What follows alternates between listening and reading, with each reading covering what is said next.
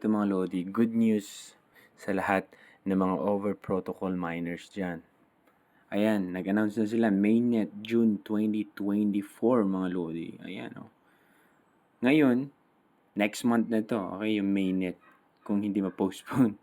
Ngayon, tandaan nyo na itong pinaggagawa nila ngayon. Nagkakaroon ng testnet transaction kaya inilalagay nila yung mga address nila dito. Napaka-importante yan, Lodi. Ibig sabihin, the more activity gamit yung wallet mo na connected dun sa testnet over protocol, mas malaki yung airdrop na bibigay sa'yo, okay? Kasi yun yung basihan nila kung talagang nag-participate ka, kung araw-araw kang active sa kanila, nagsisend ng isang token, di ba? Sa iba't ibang address. Napaka-importante yun eh. Kasi may nagsasabi na okay na yung staking.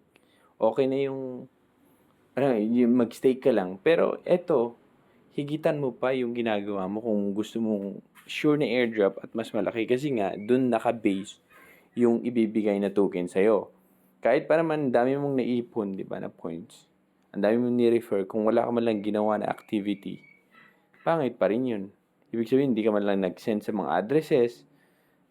Okay, wala naman silang sinasabi dito na parang hindi yun ang parang rules. Pero, sabi nila, maging active kayo. Kung sino yung active, most active, kasi kitang-kita sa blockchain yan, sa wallet. Kung sino yung wallet na yun, may mas malaking airdrop na may bibigay sa kanya. Okay? So, kaya ngayon, si Vindicated CDN, let's do testnet transaction. You can drop your wallet. Ayan o, too much over in my wallet. I will send to everyone. So, parang ganyan ang style. Okay?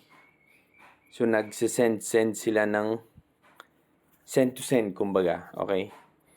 So, ayan, may sabihin na nating isang buwan na hindi na isang buwan eh, kasi na 13 na tayo. Nasa 13 na tayo. Mga ilang days na lang, ilang weeks na lang. Di pa natin alam kung kailan, baka last week of June, mga ganun, di ba?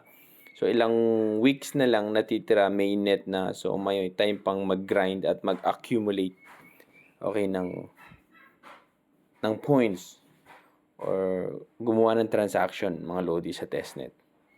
Ayan lang ang update natin sa over protocol.